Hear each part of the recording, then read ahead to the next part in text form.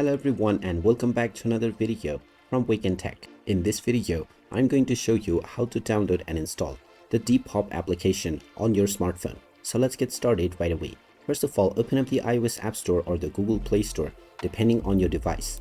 Now, once you open it up, just tap on the search box and then type in Depop and start your search. Once you find the Depop application, tap on it and you will see the install button. Tap on the install button and this will begin the download and installation of the Depop application on your device right away. Just wait for a while until the installation is completed, and once it is done, you will see the open button which you can tap on in order to open up the app.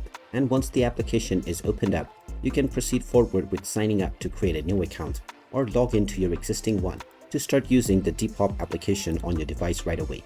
And there you have it. That is how easy it is to download and install the Depop application on your smartphone. If you find this video helpful, make sure you hit that like button and subscribe to our channel if you haven't done so already. Also ring that notification bell to never miss another update from us.